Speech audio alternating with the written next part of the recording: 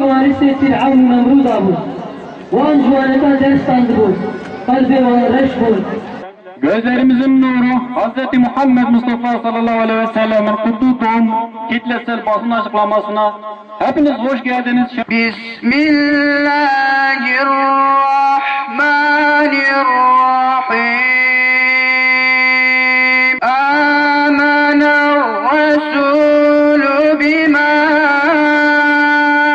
unzile ileyhi min Rabbihi vel mu'minun. Şan-ı Yüce Mevlamızın selamı, rahmet ve mağfireti hepinizin ve hepimizin üzerine olsun. Söylemeye lüzum da hissetmiyorum.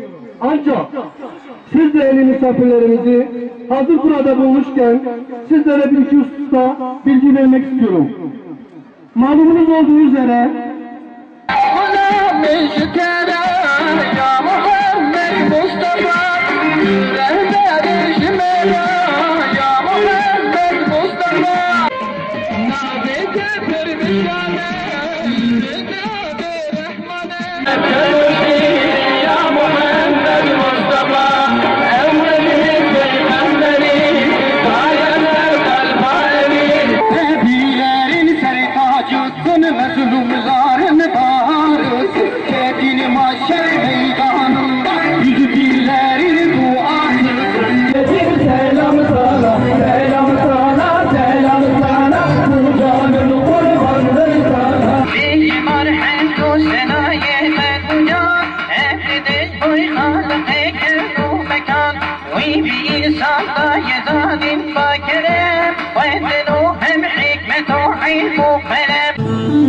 Ey Cebrail aleyhisselam, Şah-ı Muhammed Mustafa, Kâne gelo Şah-ı Arab, Kân hakim-i ezm mezheb, ay mucizatın pır acem.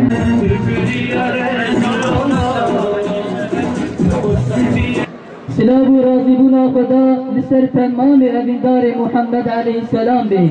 Aşk-ı muhabbet ahvâh i'lân bikin. Taksati Resulullah aleyhisselam da cihe kodigirin. Davavi didinen bilevdila li tamâmi cihâni belâ dikin.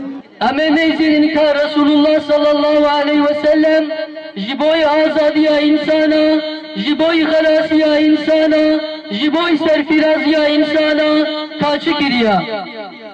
Ame dise mezinen ka insane gul daveti bibal Khuda bakirin çani neserivi davali çile kirin